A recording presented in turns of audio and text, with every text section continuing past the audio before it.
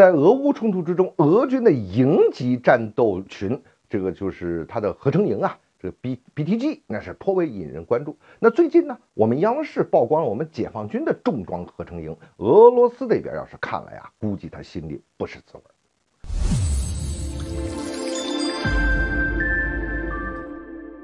欢迎来到张斌观察，我是张斌。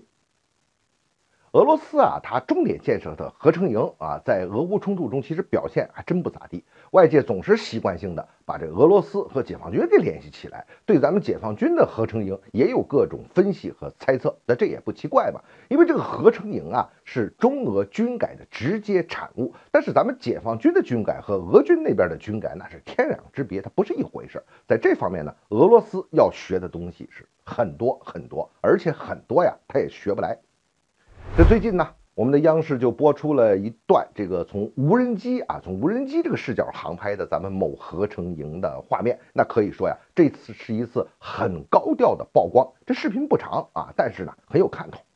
你看咱们的合成营的主战单位是这个2个坦克连和2个装甲步兵连，20辆主战坦克和20辆履带式步战车。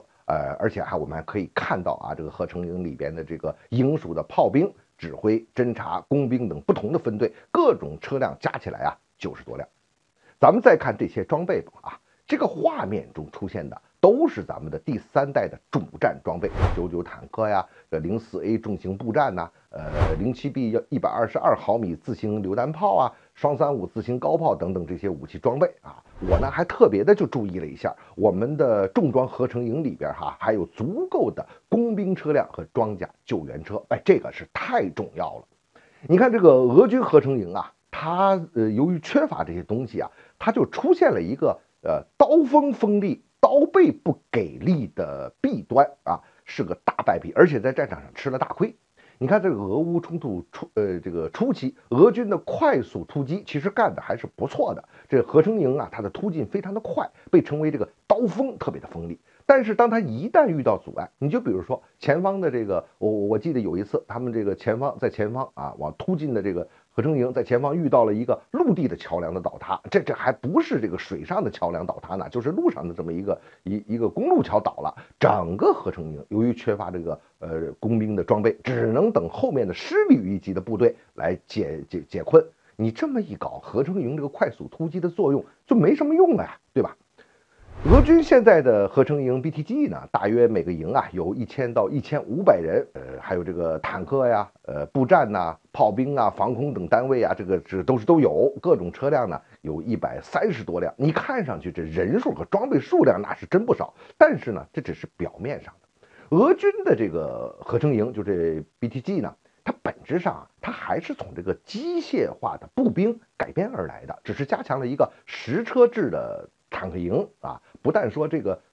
力量不足，它这关键是它这个观念很滞后，本质上还是在原有的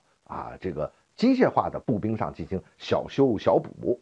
可咱们解放军的这个合成营啊，是建立在一个全新的军事理念、全新的军事体制和足够的物质基础之上的啊，以信息化为主要的入手点来组建，尤其是强调战场的感知能力、协同作战能力、指挥的扁平化。各级指挥员能够直接指挥到单车单炮，在信息互联、兵力的调动、火力的分配、协同作战上可以更加精细、合理、有效，这才是合成化部队的精髓所在。当然了，还有一点啊，估计这个俄军心里边他还真是要感慨一番。这心里他这么看了，他心里真不是滋味了，那就是国力和你的能力。咱不说别的，我们的各种无人机已经能够配属到连排1级，坦克也能携带无人机完成战场感知，这是俄军难以想象的，那看着肯定是眼馋的。